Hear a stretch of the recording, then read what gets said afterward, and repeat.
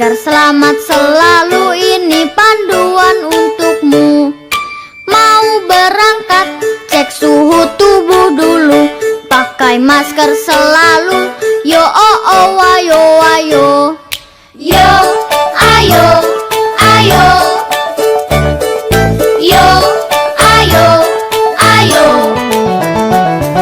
Saat di jalan, jaga jarak tubuhmu. Jangan gandengan dulu. Yo oh oh ayo ayo. Sampai sekolah, cuci tanganmu dulu. Pakai sabun selalu. Yo oh oh ayo ayo. Yo ayo ayo.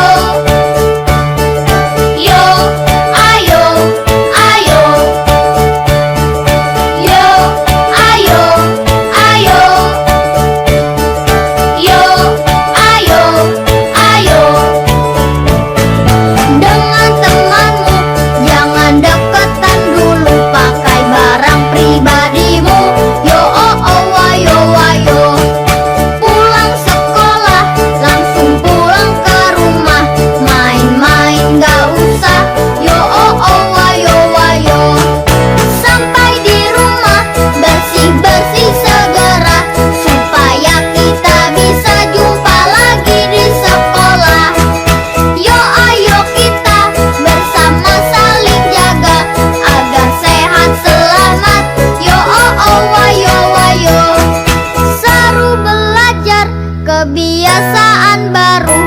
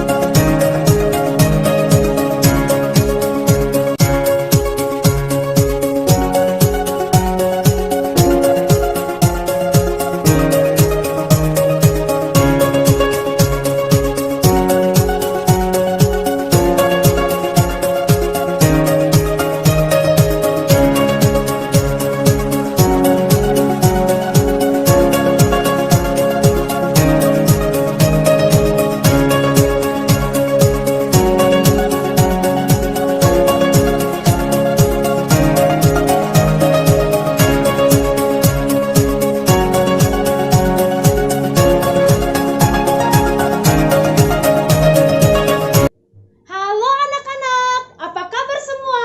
Ibu guru harap kita semua tetap dalam keadaan sehat dan semangat. Anak-anak, hari ini kita akan belajar dalam program Beta Belajar yang dipandu oleh Igi Toba bersama Ibu Guru Trisna dari SD 173525 Bali G.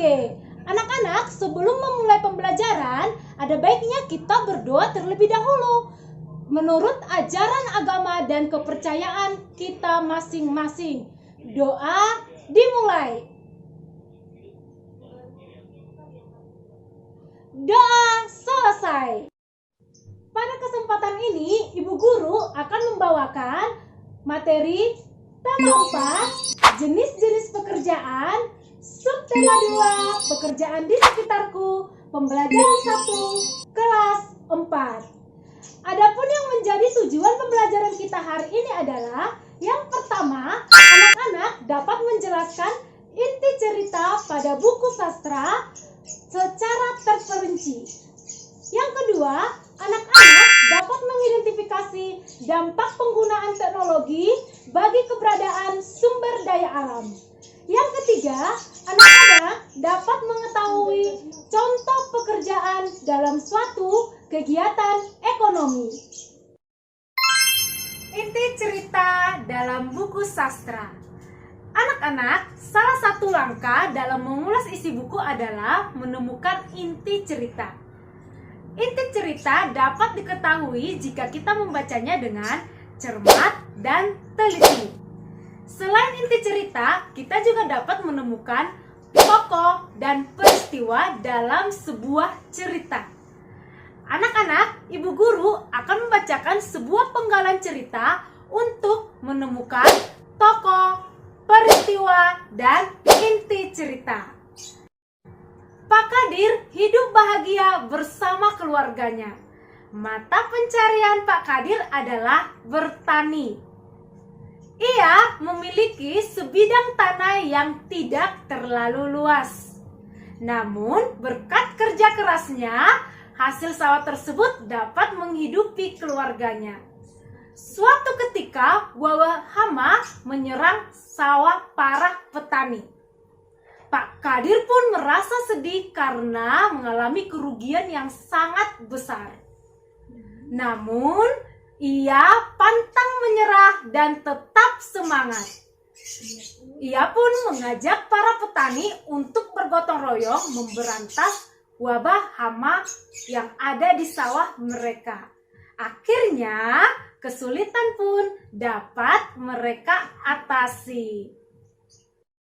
Nah, dari penggalan cerita tersebut, sekarang kita akan menentukan tokoh, peristiwa, dan inti cerita. Tokoh yaitu Pak Kadir dan para petani. Peristiwa terjadi serangan wabah hama di sawah para petani. Inti cerita, Pak Kadir dan para petani mengalami kerugian yang sangat besar.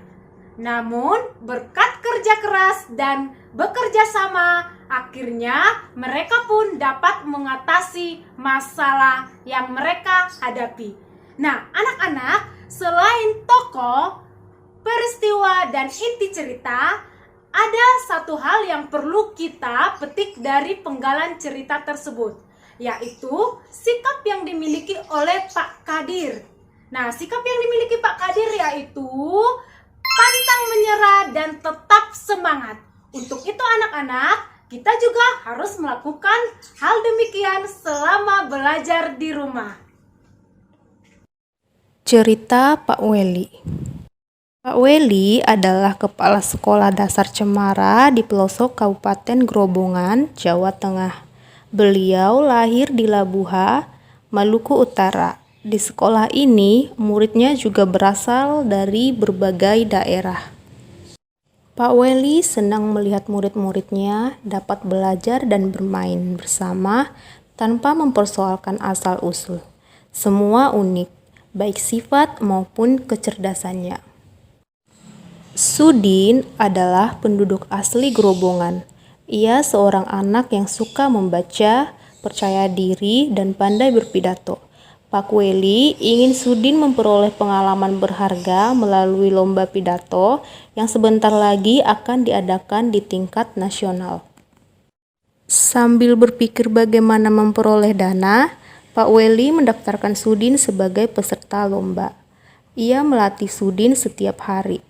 Semakin dekat ke hari lomba, Pak Weli risau. Andai saja gajinya cukup untuk mendanai Sudin ke kota, pikirnya. Hingga suatu sore terlintas ide di benaknya. Dipandangnya kebun pisang di belakang sekolah. Hampir semua pohon sudah berbuah dan siap dipanen.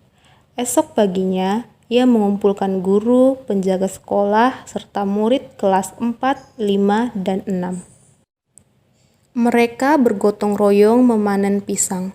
Kemudian, pada hari Senin pagi, ia mengundang pejabat setempat untuk hadir pada upacara bendera. Bapak Lurah, Kepala Dinas Pendidikan, serta Ketua RW dan Ketua RT dimintanya datang. Apa yang direncanakan Pak Weli? Rupanya Pak Weli ingin menyelenggarakan lelang pisang di sekolah. Murid kelas 4, 5, dan 6 sudah dilatihnya untuk menjadi petugas lelang. Siapa calon pembelinya? Para bapak dan ibu pejabat daerah yang diundangnya. Sebelum lelang dimulai, ia sampaikan bahwa dana hasil lelang akan digunakan untuk mengirim Sudin mengikuti lomba pidato di kota. Nah, setelah menyimak cerita pendek tersebut, Ibu Guru mempunyai 5 pertanyaan yang akan kalian jawab. Yang pertama, siapakah tokoh-tokoh yang ada dalam cerita tersebut? Yang kedua, apakah yang diharapkan oleh Pak Weli? Yang ketiga, mengapa Pak Weli memiliki harapan tersebut? Yang keempat, apa yang dilakukan Pak Weli dan siswa di sekolahnya? Yang kelima, tokoh manakah yang paling kamu sukai dan mengapa? Nah, sekarang kita akan menjawab pertanyaan yang Ibu Guru berikan kepada anak-anak berdasarkan cerita pendek yang Ibu Guru telah sampaikan. Yang pertama, siapakah tokoh yang ada dalam cerita tersebut? Tokoh yang ada dalam cerita tersebut adalah Pak Weli, Sudin, siswa-siswi, Kepala Dinas Pendidikan, Pak RT, dan Pak RW. Pertanyaan kedua, apakah yang diharapkan oleh Pak Weli? Pak Weli mengharapkan Sudin mendapatkan pengalaman berharga melalui lomba pidato yang diadakan di tingkat nasional. Nah, kita akan menjawab pertanyaan ketiga. Kira-kira adakah anak-anak yang tahu? Kita akan jawab bersama-sama juga ya anak-anak. Nah, kira-kira apa ya jawabannya anak-anak? Nah, untuk pertanyaan nomor 3, mengapa Bapak Weli memiliki harapan tersebut? Bapak Weli memiliki harapan tersebut agar Sudin yang suka membaca, merasa percaya diri dan pandai berpidato serta memperoleh pengalaman berharga dari lomba pidato tersebut. Sebelum kita menjawab pertanyaan nomor 4, Ibu Guru mau bertanya, kira-kira adakah di antara anak-anak yang sama seperti Sudin? Nah, jika ada sama seperti Sudin yang suka membaca, anak-anak harus merasa percaya diri supaya dapat memperoleh pengalaman berharga mengikuti lomba-lomba di tingkat nasional. Nah, pertanyaan nomor 4, apakah yang dilakukan Bapak Weli dan siswa-siswi di sekolahnya?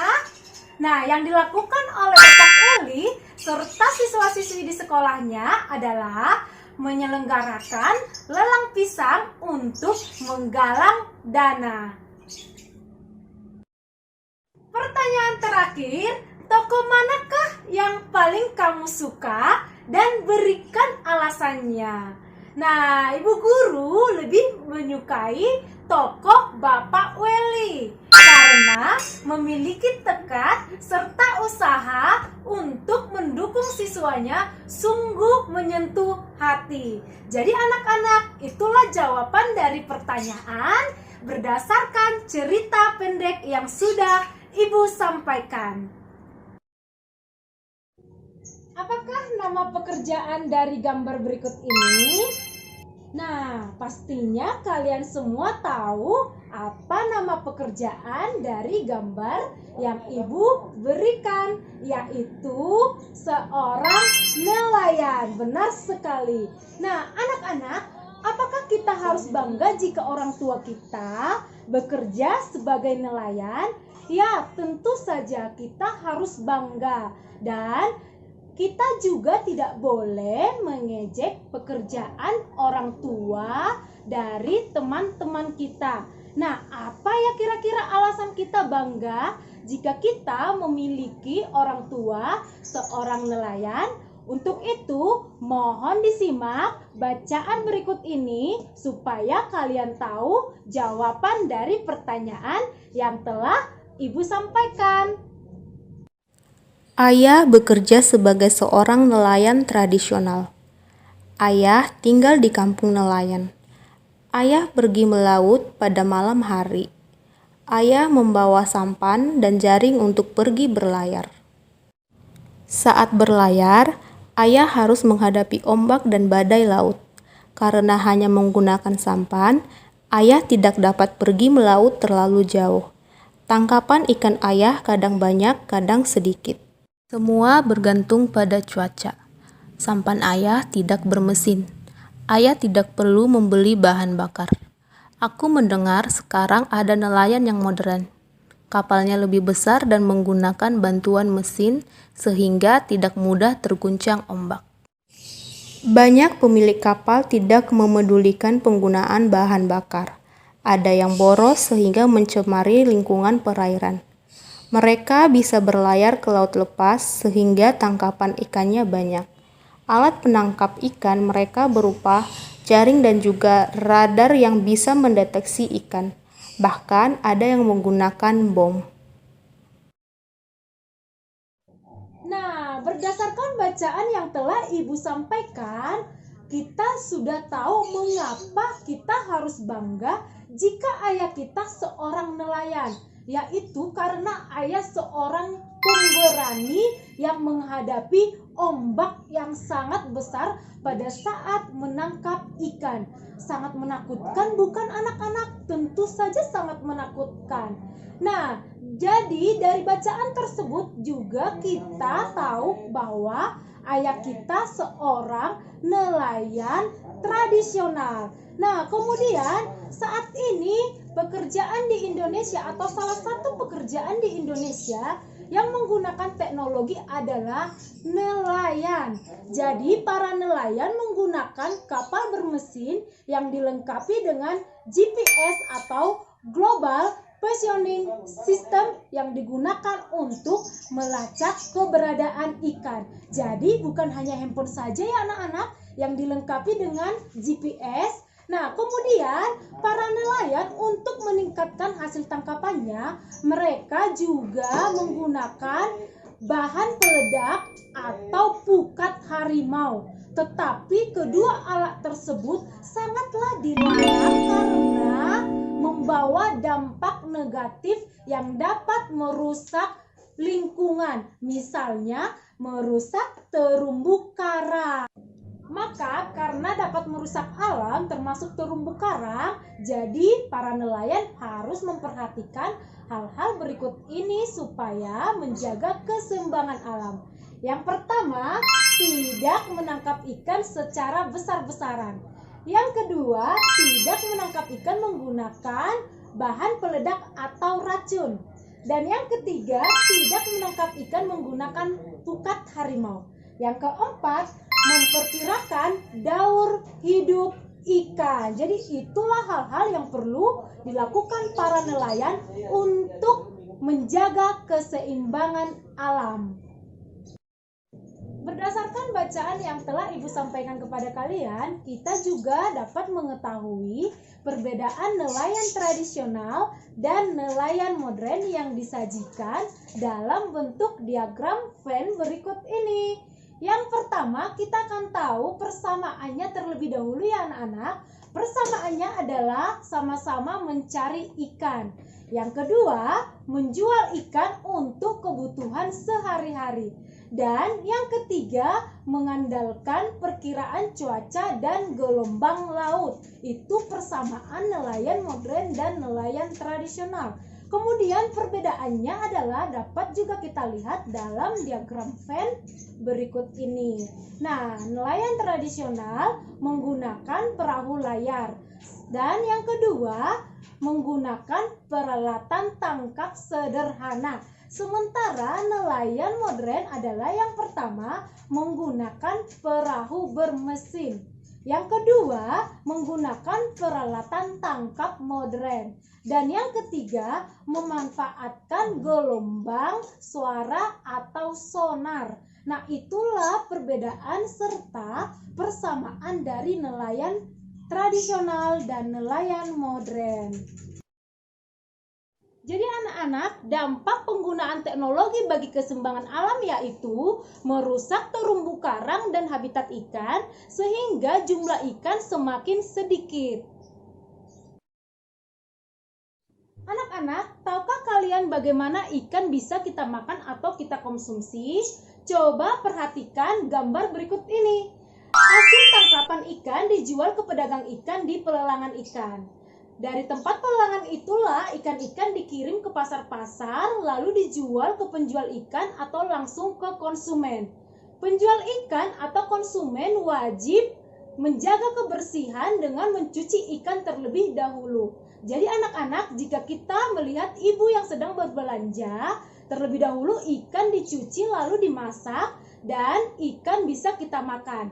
Nah, seperti itulah proses penangkapan ikan hingga kita konsumsi.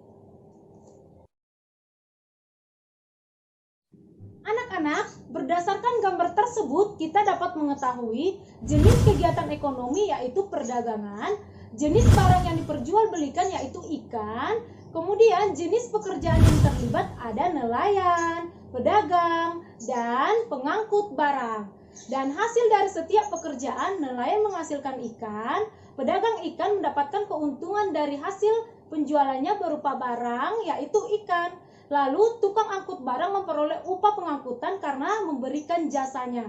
Jadi anak-anak, tukang angkut barang tidak memperjualbelikan barang tetapi memberikan jasanya berupa tenaga. Anak-anak, kegiatan jual beli ada yang berupa barang dan ada yang berupa jasa. Nah, pekerjaan yang menghasilkan barang yaitu pekerjaan yang menghasilkan sesuatu barang yang dapat digunakan oleh orang lain. Misalnya pembuat makanan, nelayan, peternak, dan sebagainya. Dan pekerjaan yang menghasilkan jasa yaitu pekerjaan yang pelayanannya dapat dinikmati oleh orang lain. Misalnya seperti ibu guru, dokter, sopir, polisi, dan tukang cukur rambut. Anak-anak, sungguh banyak ya yang sudah kita pelajari hari ini. Yang pertama, menentukan inti cerita. Yang kedua, menjelaskan dampak penggunaan teknologi bagi keseimbangan alam. Yang ketiga, mengetahui contoh pekerjaan dalam suatu kegiatan ekonomi. Nah, anak-anak, sampai di sini pembelajaran kita hari ini. Jangan lupa menyaksikan video-video menarik selanjutnya. Bye-bye!